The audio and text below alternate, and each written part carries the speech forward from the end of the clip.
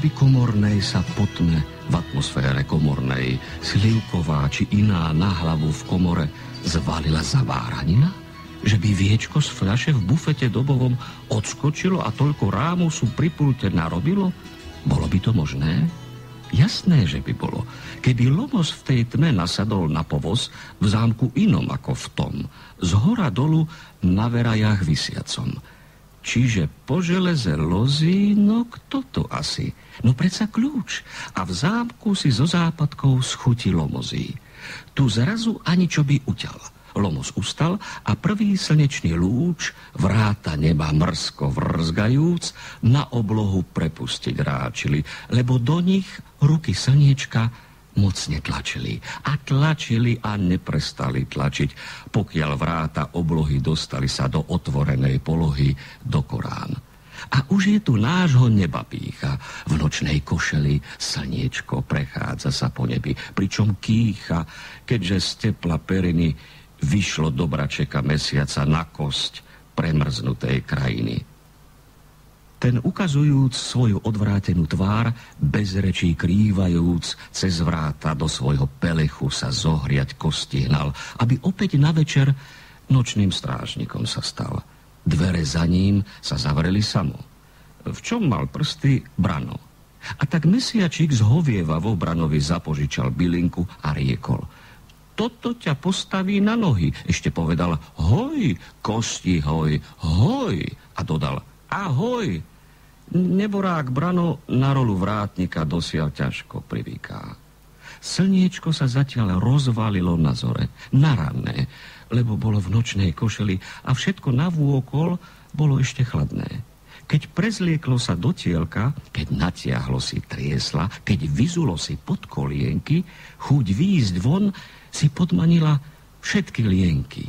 No tie majúc kalendár vedeli veľmi dobre, že ešte nie je máj, ale iba január, že výjsť von by nebolo vhodné, lebo háj nie je v januári raj. Hoci v zime povinne všetky lienky nosia bodkované podkolienky.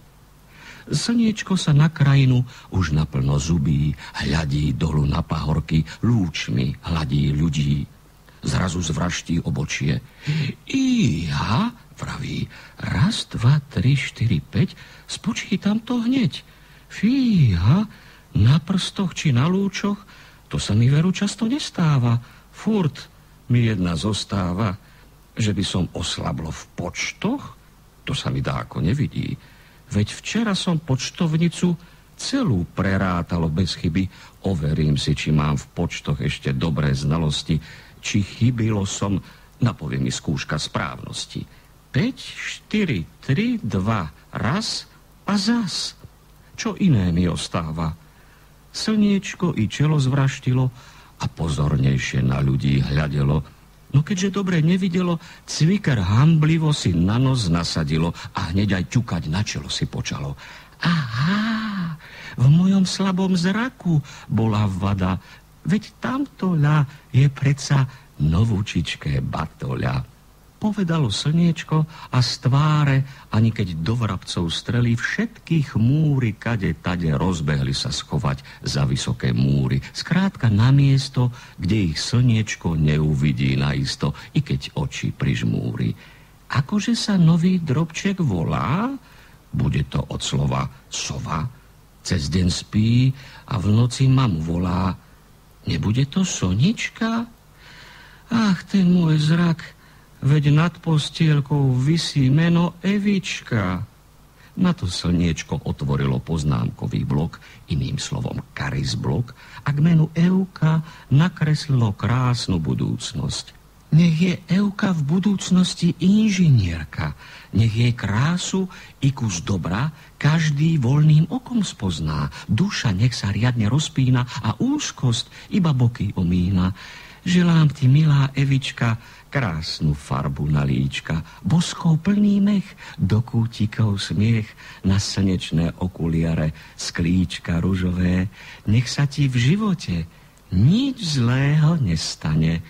Rieklo slniečko prešťastne, cviker odložilo bokom, poriadok spravilo z kary s blokom a veselým skokom tancovalo tam i sem, lebo Evka je sťa pekný sen. Slniečko by tancovalo celý deň, keďže veľmi ľúbi deťúrence, lenže s prihliadnutím na zimu, aby príliš žiarov neprehrialo krajinu, v tanci zvážilo každý krok, ba i tento rok bola zima ako každá iná, mrazivá, až roztrasie kolená, aby mrázik mohol deťúrencom na ružovo sťa rumencom vymaľovať líčka štetcom, sadnúť si im na hánky, zmraziť cestu pre sánky. Počase slniečko sa znavilo, utrelo si pot, vystúpivši na čelo, veď už má svoj vek.